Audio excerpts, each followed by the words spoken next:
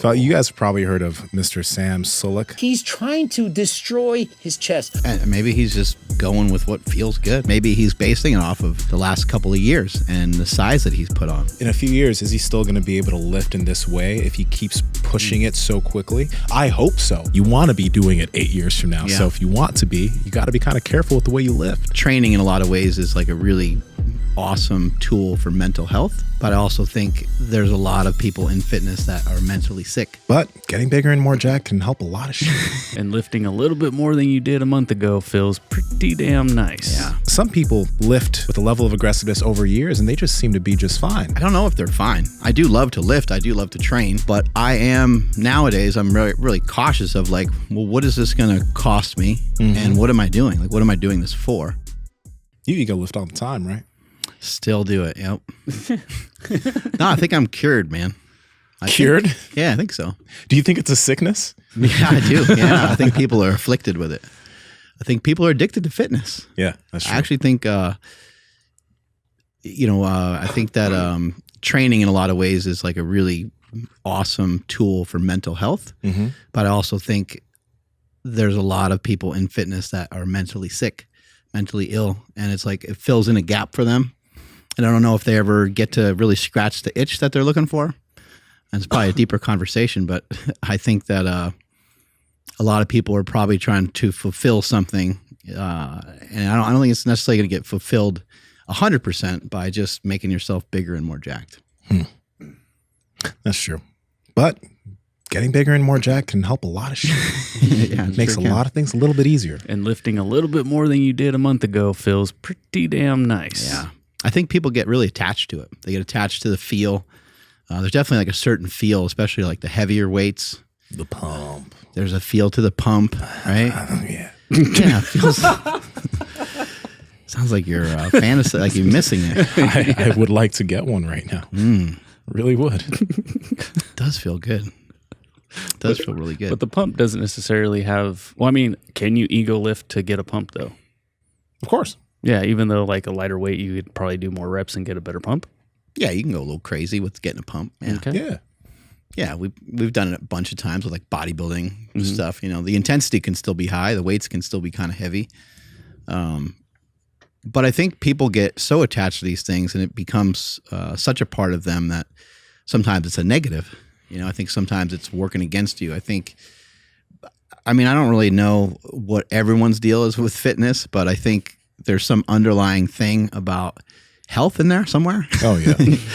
You know, somewhere in there, whether it's just like managing body weight, like that's a part of health. Maybe for someone older, like their doctor told them, like your blood pressure's high, you should go do something about it. Maybe people listen to Peter Itea and they heard that it's good for bone density and good to fight against like diabetes, and it's a good thing to kind of like push off disease. But I think a lot of people got into fitness just because maybe they were into sports, and then they just kind of wandered into the gym one day. And it's like something else to do. It gives you like you're training for soccer, you're training for football. And for me, when I was young, I did a bunch of different sports, and I was always like training for something. And that was a good beard because lifting was always my bitch hanging around in the background. You know, it was always like it was calling to me all the time. It was always there. And I knew it would rear its ugly head again. I loved it from day one. I always liked it, but I wanted to be more than that. I wanted to be like a football player. I wanted to be able to get a scholarship in track or something, something like that. But it wasn't in the cards. I was a power lifter from the jump. Remember when Big J came and the way that he was having me lift. That shit, like, I was just like, am I going to get injured while doing this? Because we were doing those rows, and he was like, fill the whole stack. And then he filled the whole stack. He was just like, just moving. His whole body was going with the row. And when I did that, I was like, Jay, how are you not fucked up? I was really curious. But I do think that there are some individuals who just hold a level of maybe pain tolerance and or resilience to their bodies where like they can do, because some people lift in a certain way, just I'm not going to call it, I won't call it dumb or anything, but just aggressive with a level of aggressiveness over years, and they just seem to be just fine. And I don't know, I could never do that type of shit and last. I don't know if they're fine. You don't know if they're I don't know if they're fine. I think they're pretty stiff. I think their bodies are pretty tight, and I think if they could figure out something that they like to do that helped make them feel better, I think they would do it. But I think they also are just, and I'm in the same boat still. I mean, I'm still working my way through a lot of this stuff. My body's still stiffer than I'd like it to be. I'm still working through this process, but fortunately for me, I competed in powerlifting. And I felt like I lifted what I needed to lift. So I got a lot of that out. Yeah. And then bodybuilding, I never really felt like a bodybuilder. I like to train like a bodybuilder, but I didn't really love the process. So I'm not in love with chasing down bodybuilding or interested enough to continue to pursue that. But I do love to lift. I do love to train. But I am nowadays, I'm really, really cautious of what is this going to cost me? And what am I doing? What am I doing this for? So if I'm to go on something like a seated row, I'll still do that movement. I'll still do an exercise like that. Rather than loading up the stack, I might put on 80 pounds and just let me get full range of motion. Let me stretch. Let me get into positions that you're not supposed to get into. Throw my shoulders forward, round my upper back, and just try to explore and try to not just lift a certain amount of weight that I'm going to film for Instagram, or not just get attached to who I am or who I think people think that I am, and then try to hold this thing up on a fucking platter. I'm always going to be this to you, and I got to serve it up to everybody all the time. No, I like doing different shit, so I'm going to serve up different stuff all the time. Yeah, and I would say the ego side, when it starts to take over, it suppresses the whatever you want to say is functional. But I'm just remembering when I'm first going to a gym, I didn't want to mess with the kettlebells, because doing a kettlebell swing didn't look as cool as doing a dumbbell bench or a regular bench press. And when it came to the lat, pull down, I was swinging that thing as hard as I could because it felt cool that I could move more weight. But in actuality, it's if I did maybe a quarter of the weight at that time that I was using, I would have gotten better results. But I wanted to look cool, because there's other people there. This is what Jay Cutler does. Right, yeah. Jay Cutler does lat pull down, seated row. I'm going to do all those things. Those guys look awesome. Mm-hmm. Ouch. Yeah, but I was just saying it prevented me from actually building a really good base and being a healthier person, because I wasn't even moving any legitimate weight, but I was already getting stiff all over because I was doing just traditional barbell stuff. I think maybe I start to kind of gravitate towards stuff that looks like it's more in your wheelhouse, or things that you just thought were cool, So it's kettlebell swing. You're I don't know what that's about. Yeah. And then plus it's how heavy is it? What weight is the guy using? Exactly. 36 pounds? That doesn't seem like that's swinging a weight between his legs. What the fuck is this? Yeah, that's for a girl. Weird. Yeah. Functional. We want to pull up that video that got us here. Yeah. Here we go. So you guys probably heard of Mr. Sam Sulek. He's been going crazy. Everybody talking about him. Everybody talking about He's too big. He shouldn't be on so much shit. All right, here we go. Let's get this very going. large. See if I can make the timing Sam right. Sulek, he's infamous for promoting eagle lifting in the gym. And as you can see on the pec deck, he's doing partial range of motion. He's trying to destroy his chest. I've rarely seen anyone do this many sets to failure and beyond. He seems destined to get an IFBB Pro card, but it should not be a race. You know what's interesting? This Sam Sulek, he was a former gymnast, right? So has a lot of strength before he started lifting. Right. He probably has the ability, more endurance than most people who start lifting, right? So he can probably handle more volume than most people. Yeah. So I don't know, maybe all the partial range of motion stuff isn't beneficial for most people, but this is a guy who has a better connection to his body and probably a better mind-muscle connection than most athletes who get into lifting. So there's probably going to be things that he can do and maybe get away with that just most can't. And maybe he's just going with what feels good. As he's going through the motions, maybe he doesn't feel like it's necessarily for something else or for his own ego. Maybe he just feels like it's in his best interest, and maybe he's basing it off of the last couple of years and the size that he's put on. I mean, he looks amazing. Like that muscle density. I can't really recall like the last time I saw someone like density like that at such a young age. He's only like 22 or 23 or something. Something like that. Maybe younger, dude. He might be like 21. I mean, he looks crazy. Like it's just like what the fuck's going on here when you see him? And I think that's the attraction. But I also think that the gymnastics played into it massively. Huge. Because former powerlifter Laura Phelps was a gymnast as well, and she was, female powerlifter squatting freaking like 800 pounds and shit like that, breaking all-time world records. So that gymnastics background is definitely going to prepare you, like lifting weights after doing gymnastics. Easy. Is very easy in a lot of ways. And gymnasts, like they have peak control over every aspect of movement and calisthenics of their body. I'm not sure what events that he did, but if he had that type of calisthenic control, then I'm not surprised at like his ability to, I guess, build this type of muscle at this point and even move the way he does. It's comical. He's going to get so big. I mean, he's already huge. Yeah. But like we know that the next 4 to 6 years, he's going to get like so much bigger. It's going to be ridiculous. Yeah, a quick Google search says that he's 21 years old. Dude.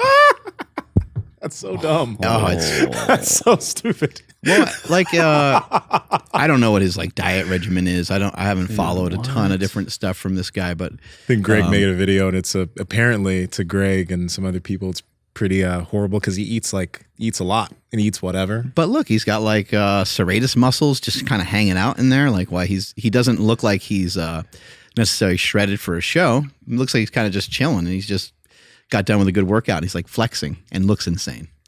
This is the thing.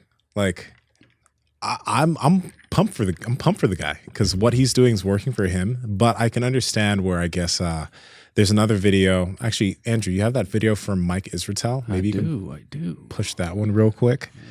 Wish me luck. Oh man.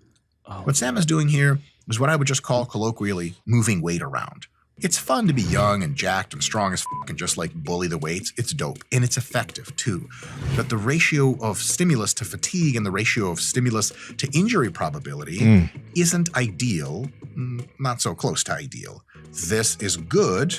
It's okay, but it can be done better. Sam Sulek, we need you on the show. Please come here to Sacramento. Let's interview you. Let's get to the bottom of some of this stuff. Yeah. I actually watched Mike's video on it because he did say some very interesting things. Like the dude's young, right? So he's been a lifelong athlete. Apparently doesn't have any injuries or anything, so it works for him.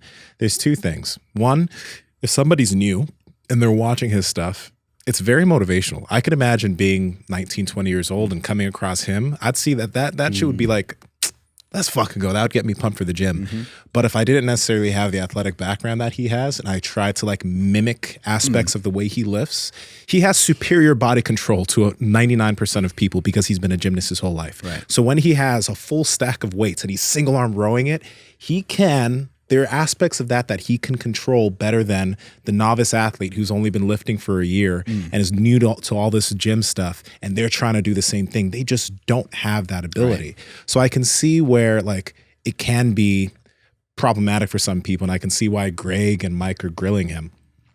But then the other thing is like, in a few years, is he still going to be able to lift in this way if he keeps pushing it so quickly? I hope so. I truly do hope so. I don't want anyone to get injured, but there's an aspect of longevity to this where you do want to be lifting with the full range of motion. You do not want to use too much momentum all the time because, like, are you going to be able to do that 8 years from now? You want to be doing it 8 years from now. Yeah. So if you want to be, you got to be kind of careful with the way you lift. We talked to countless professionals on the podcast about the importance of having strong feet, and chances are that wearing narrow toe box shoes has weakened your feet and your toes don't function the way they should. Sucks, bro. Yeah. That's why we've partnered with Peluva, and they're the first casual wide toe box 5-finger shoe that you can wear running in the gym, literally anywhere. But the benefit of these shoes is that as you stick your feet in and your little toesy woesies start to get a little bit of spacey waisies, your feet will start to function the way they should because your toes will slowly start to widen out and your feet will no longer be this blobby little cast that they probably are right now. Andrew, how can they get them? Yeah, time to spread them cheeks. I mean toes. Head over to Peluva.com/power project. That's PELUVA.com/power project. And at checkout, enter promo code power project 15 to save 15% off. Again, that's at Peluva.com/power project. Links in the description as well as the podcast show notes. They got tons of them. Check them out. There's a lot of stuff in there. I think, Ronnie Coleman said it so plainly when they were like, why don't you lock out your reps when you're doing dumbbells? Mm-hmm. He's like, because it hurts my elbows. Mm-hmm. And I think a lot of these guys are just intuitive. And people that try to science the body, I think we're making a big mistake when we try to oversimplify and over science the human body. There's too much different shit going on. Mm-hmm. Maybe with this particular guy, we don't really know his full routine. We don't know his practices. We don't know what he was doing beforehand. Partial range of motion is amazing. It's been used forever. It's very, very useful. It's very helpful. People have been doing rack, out of the rack deadlifts where the weight is, resting in the rack and you do a partial range of motion. People have been doing board presses for bench press or just or half squats the list goes on of partial range of motion movements that people have utilized. And in addition to that, when it comes to bodybuilding, there's some old school things that have been around forever. Something like 21s where you do a little partial range of motion and then you do some full range of motion. So this guy, who knows, maybe all his warm-up sets are always full range or, maybe he just found something that, again, it just looks like it's working for him. We could sit here and try to rack our brain about like what's optimal. But this is like the fastest that we've really seen someone get this jacked. I know that there's other bodybuilders in the history of bodybuilding. You look at like Lee Priest when Lee Priest was young. That was pretty just grotesque how big he got at a young age. But this guy's right up there with some of the best doing it at such a young age. Yeah. Everything about this kid it's so intriguing. Like, let's see. So almost 500,000 followers, and he has 4 posts. Right. Like I understand he could just put some up and take them down or whatever. But like his YouTube channel it's like it exploded, and it's so basic, right? It's just him like lifting. Stream of consciousness for 40 minutes, dude. It's like it just this guy interests the hell out of me. Like I want to figure out like what's going on here. Like how did he? Nsima, how much we talk about YouTube and trying to like optimize everything, and then this kid just comes and says like, no, I don't need to worry about it. Yeah, we're trying to talk to experts. Yeah, and he's just like, let me just hit upload, no edit, and boom, it's just everywhere. It's like, geez, I want to talk to this guy. You know what though? Like to an extent, like I'm gonna have to be careful with this. Like he is an expert because he's been an athlete all his life. Yeah. Mm-hmm. There's an aspect to that where like people can go to school and try to learn certain things in terms of, and they have that type of knowledge. Right. But then there's a knowledge of like, he knows how to use his body better than a majority of people in fitness because he's been a true athlete, which means that like an aspect of bodybuilding is truly being able to connect your mind to every single muscle in your body and have those things activate on command. That's how more experienced bodybuilders can get away with using lighter weight and have a better level of muscle activation than a newer lifter who's lifting a heavier weight and trying to do the same thing because they don't have that level of connection. But someone like him who's been doing this all his life, not necessarily bodybuilding, but gymnastics, right? He has the ability to do these movements and have a superior muscle activation to most people because most people haven't been doing that, right? So he is an expert when it comes to that. So there are things that when you watch him train, if you're paying attention to what he's doing, maybe there are things that you can pull away for yourself. But there are things you got to be careful with because there's certain things he does that just most people are not ready for, or their body does not have the capacity to do safely. That's it. Yep. And if you look at, check out videos of Ronnie, check out videos of Jay Cutler, like they all use different ranges of motion. They use different ranges of motion. They don't always subscribe to full range all the time. There is always a thing on a squat. I don't really know what makes a squat unique where everyone feels like you got to bury those all the time. Yeah. It's kind of interesting. But on all the other movements, people have been utilizing full partial range of motion forever. Yeah. And also what's wrong with like the last couple reps there that he did on this like incline bench, he just tried to push a couple up and they didn't really go anywhere. I don't see anything wrong with that. I think that's fine. I think we make too much about the science of lifting, and this guy is he seems like he's got a good hold of it. Yeah. He seems like he's figuring stuff out really well. For himself. Because like, okay, so for example, the failure thing, right? Some people, once they hit failure, it's like every other single set goes to shit. But again, athletes who have a larger capacity for volume, they can hit failure on a certain set, and within like maybe a few minutes, they can recover well enough to have a few more good sets. So Sam's the type of athlete who can probably go to failure multiple times in a workout, but because he's just so I don't want to use the word gifted because he's been an athlete his whole life, but because he has such a good capacity, he can still have a really good workout after having multiple sets of failure. Whereas most people going to failure too often, their volume's going to be shit for the rest of the workout. Like they won't be able to push much, right? But it is good to like, probably one of the reasons he's able to do that is also because he's been doing that for a while. You know, an athlete who trains to failure for the first time on a muscle group. He's easily been training for a decade. Yeah, right. Even though he's young, he's been, you know, he probably started when he was 10 or 12 or some shit like that. And with the gymnastics background, I mean, that's basically like a form of lifting right off the bat. 100%. Yeah, definitely an athlete. This is something super minor, but I mean, I wasn't even in a gym at 21, but like, you can say like this is like an impairment, right? Like his mobility maybe isn't good enough, but I personally have never seen anybody he has collars on the machine so he can get into the machine, and when he lifts off, the collars fall off, so then he gets full range of motion.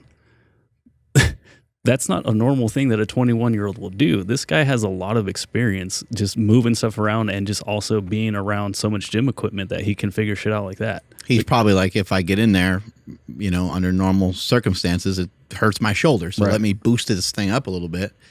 And I mean, yeah, it's really, again, it's just intuitive. But also like, so if this guy doesn't do any ego lifting, then we never see him. We never know about him.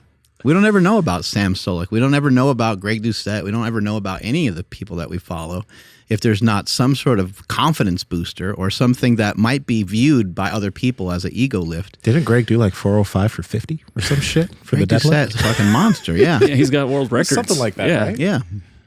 And he ego lift. He benched over 500 pounds too, weighing like under 200 pounds, I think, or maybe right around 200 pounds. That's crazy.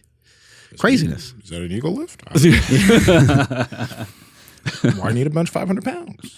Yeah, I don't know. I don't really. I mean, I get it. I know what people are talking about. I would say, in my opinion, I'll give my rough definition of an ego lift. An ego lift would be somebody that is inexperienced, trying to lift way too much weight and not doing it properly. Yeah, that's true. Doing a partial range of motion when you know how to fucking lift has nothing to do with ego lifting, in my opinion.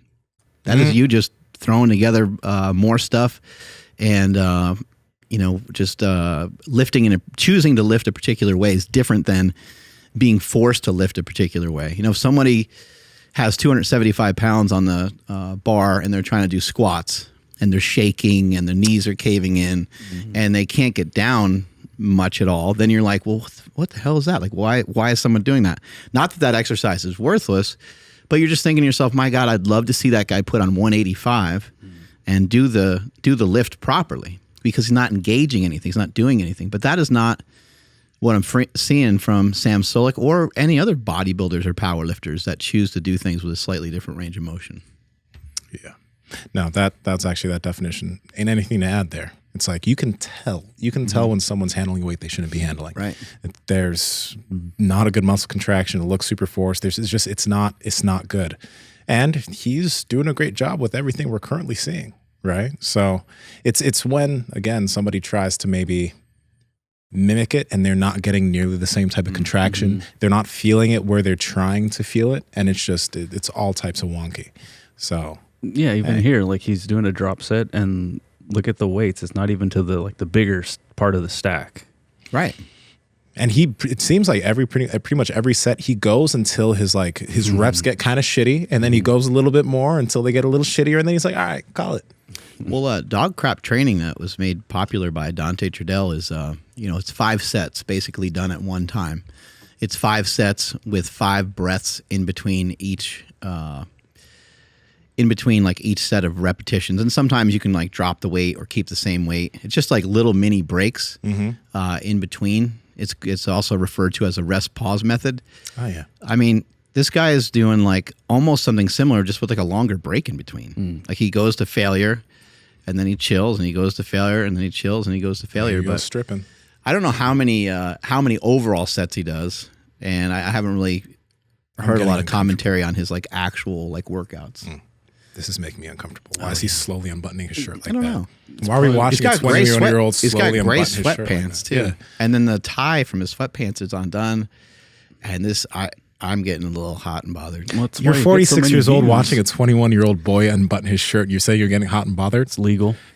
Just snip that part of the podcast right there. And edit that shit. Edit that shit into a reel. Oh yeah. This is the most excited I've been in a long time. Just came back from your anniversary trip with your wife, bro. Oh yeah. Oh yeah. What's her face? Yeah. Man, this guy looks good. Bodybuilding is more erotic, dog. Oh yeah. Yeah. Totally. Look how hard his nipples are. This is great.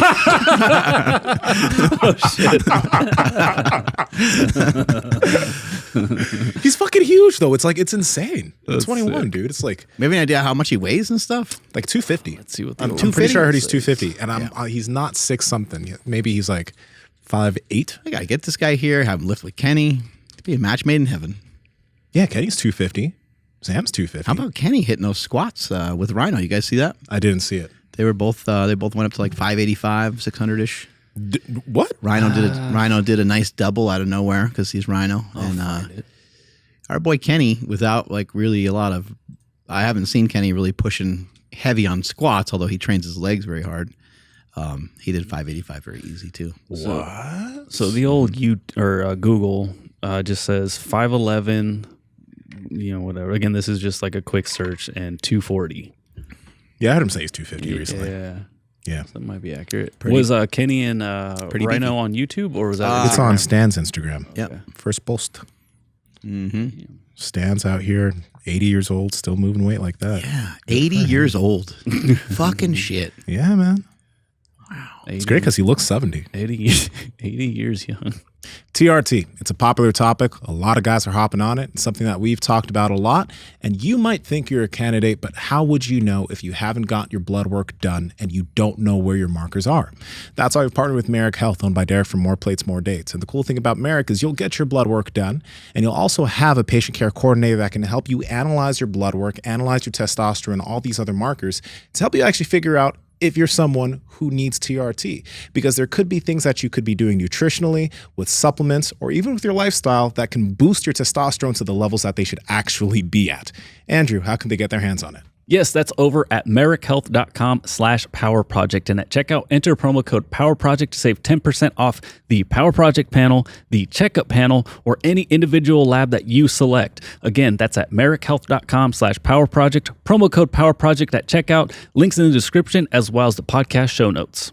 Yeah, I think just, like, again, I think just too much is made of like the full range of motion stuff. I think when you're trying to do like an official squat, bench, or deadlift, they should be done to a certain standard. I think that makes sense. But some of the other lifts in the gym, like that's a good squat. Rhino's getting down in there. Damn. Still moving those weights. Look at those nice calves. I know. Got some calves. Kenny. He tries to say that they're soccer legs, but then you played soccer. Your legs don't look like that. Ooh, Kenny, look at that. Clean. Dude, he fucking I haven't seen that Kenny shit. squat at Oh all my either. God. Like he does hack squat stuff, but he just went in there, and because Stan was there, he's like, all right, I'll push this shit with you. Mm-hmm. Kenny's a freak, bro. Yeah. Yeah, I think one of the first times I saw Kenny like starting to push his squat when we were having him like power lift, when he was interested in powerlifting and doing like box squats and stuff, I was like, holy shit. I was like, I think I can get this kid to squat like 800 pounds. I know that. Well, I know that he could do it. It would just, it just takes a different style of training to do stuff like that. But See this again, because I he have to watch sunk it. again. Dude. And he kept position. He has, like, no belt either. he has like zero mobility issues. You ever see him, the shit he does with his feet? You guys ever see that? Like when he can like, he can take he can take one foot and like point it all the way like in. Oh, yeah. And then he takes the other foot and points it in, and his 2 feet are stacked together against each other. And then he could like squat down like that. It's freaking crazy looking. I'm like, you're gonna totally hurt yourself. Yeah, he's a monster. Oh, he did 765 the other day. Yeah, on a trap bar deadlift. Damn. Our boy Kenny Williams, anabolic activities. Bam. smashing those reps. Jeez. What are your actual thoughts, Nsima, on like heavy lifting to build size? Is that for yourself? Is that something that you need to do at some point? Well, I mean, I can't say I did it and it helped me get big. So I couldn't say if it's like you have to do it. Although I know people who aren't power lifters, who haven't lifted super heavy, who are natural athletes and also got big just because they pushed hypertrophy. So I think it can definitely, it helped me get stronger. It helped me move more weight. Do I think I needed it? I don't think I absolutely needed to lift heavy to get big. No, I don't. But I enjoyed it. So I don't do it much anymore. I don't lift that heavy anymore. I do bodybuilding work, but yeah. You don't need that kind of, you don't necessarily need that extra stimulus of the weight being like over 75% or 80%. It just needs to be a certain weight. It needs to be controlled. You need a certain amount of work. And that's, I'm not saying even for you, I'm just saying like in general. Yeah. That's what it seems like what the deal is with hypertrophy in general. Exactly. With hypertrophy, it's just you're working in a specific rep range, let's just say somewhere between 6 and 20, and you're making sure to get to the end of that rep range or whatever it is and maybe have like 1 or 2 reps left in the tank, right? You're trying to lift close to your threshold with every single set you do and even up to failure, right? With maybe 20, 15, whatever reps. And if you can push that type of intensity over time, you'll get bigger. Right. You don't have to lift super heavy. But the thing is like, I do think, and this is just totally anecdotal, but I do think that that heavy lifting that I've done definitely helped with certain aspects of maybe the thickness of aspects of my physique. I don't know if I would have been able to develop that, but we will never know. I know other people who have without heavy lifting, but for me, I don't know. I did it though, so. Yeah, I would say like, yeah, I'm conflicted on it because like, look at like Andrew Herbert, like he was lifting heavy and he is one of the freakiest bodybuilders I can think of now. There's him, even like Joe Sullivan, who's still just like pursuing heavy lifting, but he's freaking jacked. Yeah. And there's so many other examples of power lifters that have like, all right, let me dabble over here, or fucking Jeremy Avila. Like, I mean, Dan Green. No one's going to question those two guys on like if they're jacked or not. But like what Nsima just said, you know, 3DMJ Godfather, Jeff Alberts, right? Like, I mean, he lifts heavy, but he's not like... He's not powerlifting. He's not, exactly, thank you. There's that, and then the stuff I learned from Doug Brignoli, like, yeah, like you can get there without this, like without putting a lot of stress on your body, it seems like. So I think, yeah, it can be either way. Yeah. I think ultimately when it comes to like hypertrophy, there's so many different ways to go about doing it, but everything is approximately the same, whether you're training for hypertrophy, training for strength, or even training for endurance to some degree. You're in every case, you're trying to induce some sort of fatigue and then get yourself to a point where you're kind of fucked, where you can't handle anymore. You can't necessarily do another clean rep.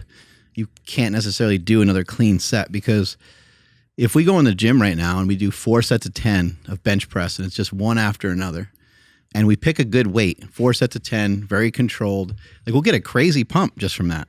And you can get really great workouts from that. Maybe it might take more sets because there's 3 of us, because the rest in between will be, you know, maybe too long.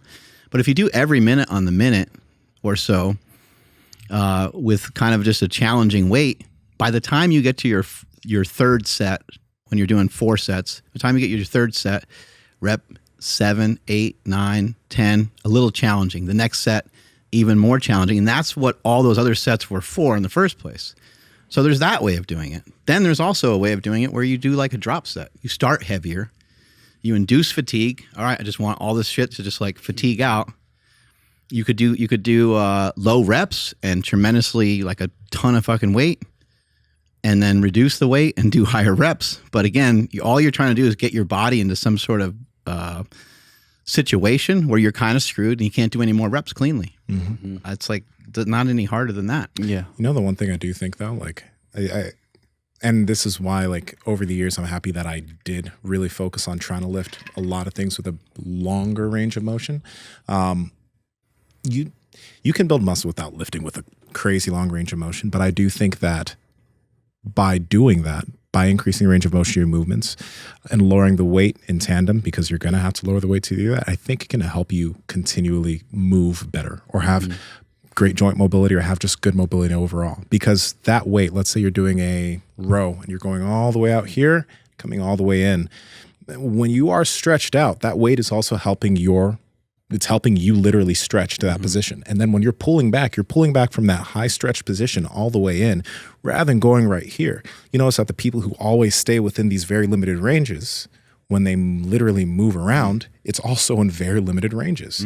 But you notice people who do take things to a longer range of motion, they tend to move better. Their fluidity of movement is much better. So you can still build a lot of muscle. But I do think a longer range of motion is going to help you be able to do it for a long period of time with less pain and move better. And I think moving better is something that people start to think about as they get older and their movement starts to become more and more encumbered and they start to have pain everywhere. They're like, oh, fuck, what's wrong with me? And then they start trying to pay attention to that. Right. Yeah, moving the weight better rather than just lifting more weight all the time. Yeah, it's kind of like what you're saying is what we were talking about with like the Kevin Hart thing. It's like maybe if he had been moving in these ranges, he wouldn't have popped all his shit or whatever it was, right? So it's just like what you're saying, right? Like if you're not allowing your shoulder to get further than, that short cable row, the second that you throw a punch or something, your shoulder pops out.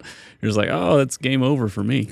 Here's where a little bit of that though is a little fucked up. Like on something like a deadlift.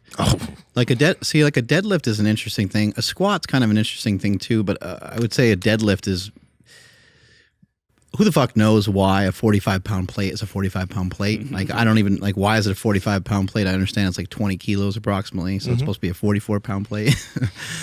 But we don't even really know, what's the height for? Like, why is it that height?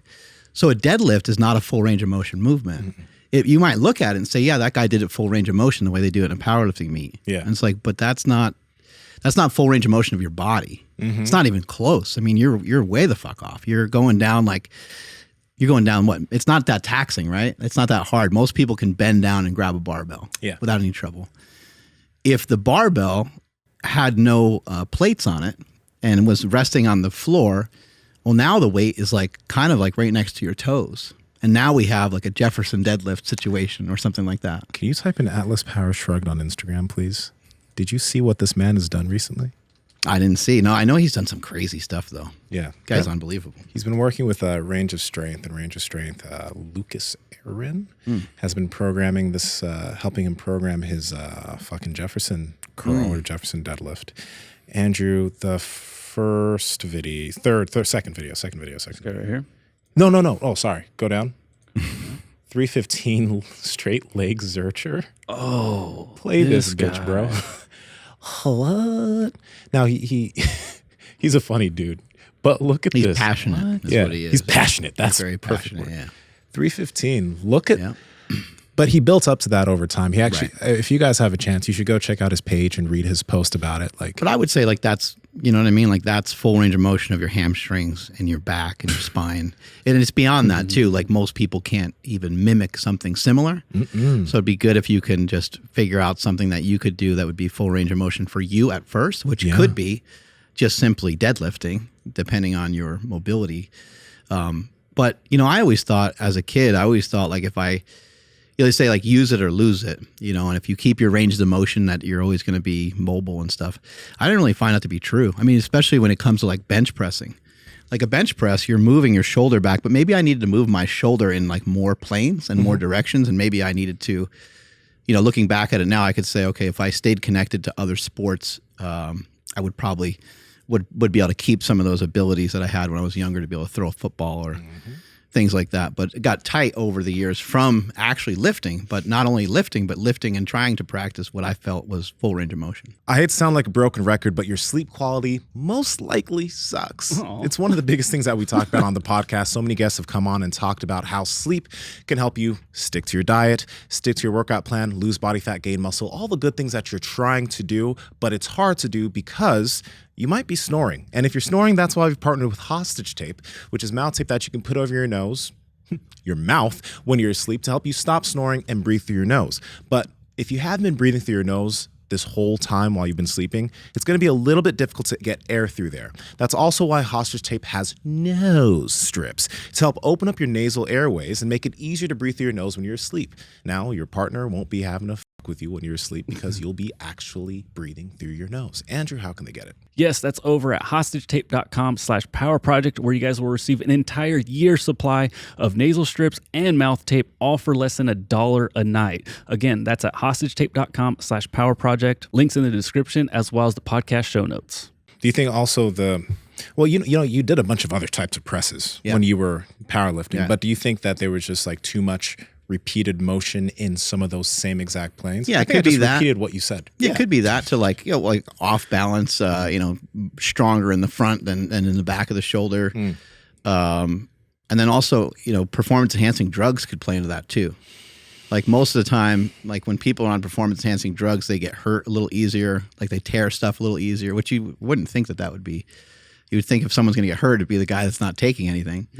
But there's something with the muscles that are just like, it's just different. Don't tendons and ligaments, and they don't catch up to the rate of growth as far as muscle tissue? I believe that's true, yeah. So like they're able to put more force through that muscle tissue, but those tendons haven't caught up to how strong your muscle memory is. It happens pretty often. People get like all excited when they take stuff and they get all pumped up, and then they're like, they go in the gym and it's their first time benching 4 plates, and they smoke that and they're like, holy shit, and they want to go to like 425 and 455 or whatever, and that's usually how people get hurt. But even aside from that, I think it just makes your muscles like tonic.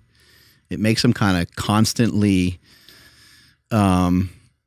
angry.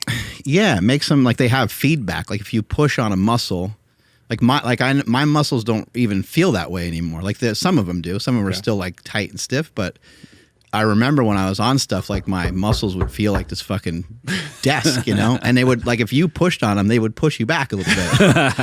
Get off me. Yeah, they don't do that anymore. Now, if you push into them, you can sink into them a little bit more. You're all natty now, man. Very natty.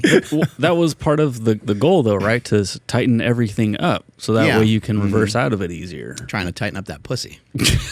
I guess so, yeah.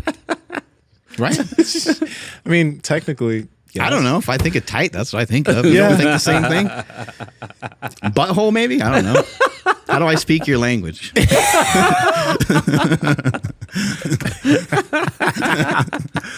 How do I get you excited, Nsima? I gotta talk Pass to me that dick over there. You gotta unlock to that Sam. code. Yeah, I That gotta would talk get me to excited. Sam. Let me put that on my mic over here. I love this That thing. giant penis. That thing's getting all dirty. Oh, yeah, Yeah. it's pretty disgusting. It's pretty disgusting.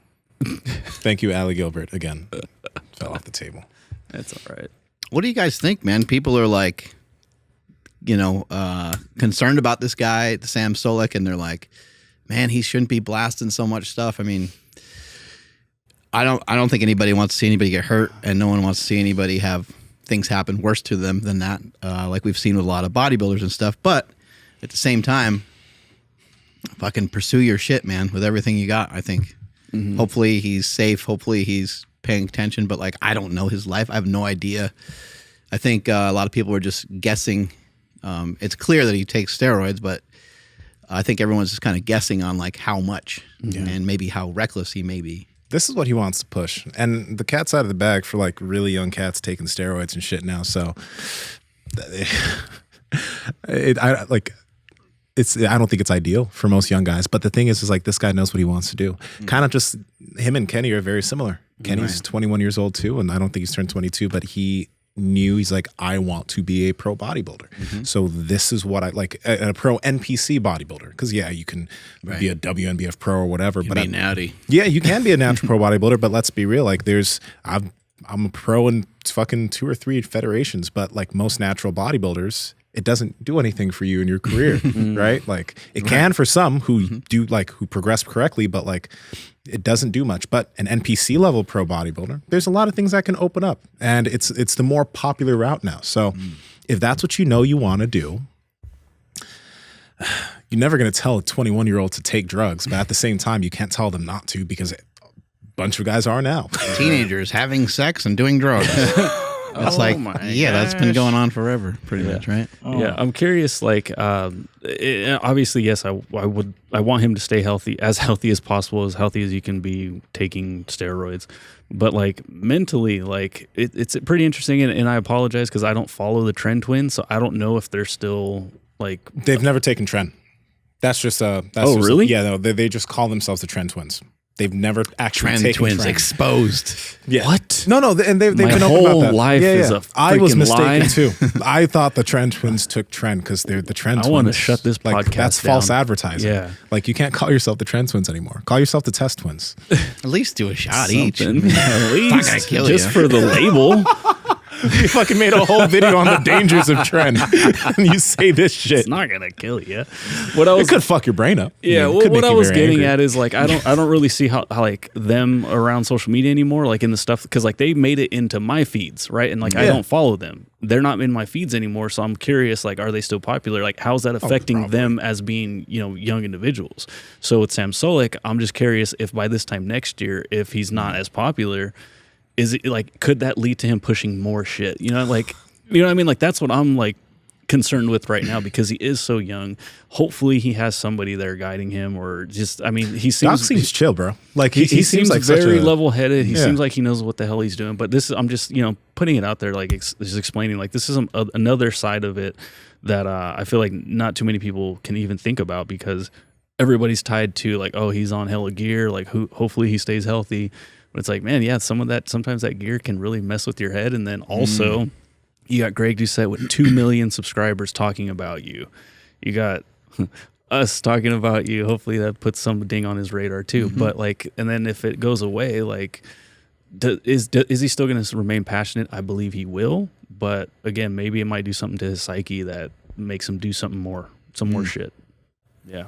Yeah, look at Larry Wheels. I think navigated it pretty well. Like he had a lot of different things happen over the years. He tore a bunch of stuff, but I think ultimately, hopefully you don't have such a catastrophic thing that you learn. You get hurt, you run into some illness here and there, you run into some hiccups. Not even performance enhancement aside, just trying to go 100 miles an hour with anything, you're going to run into problems, and they're going to like humble you. They're going to kind of steer you back in the right direction. And hopefully when any of those things happen, hopefully they allow him to kind of re-examine and look at what he's doing and to continue to ask questions and to see if he still wants to do it. I think that's a critical thing.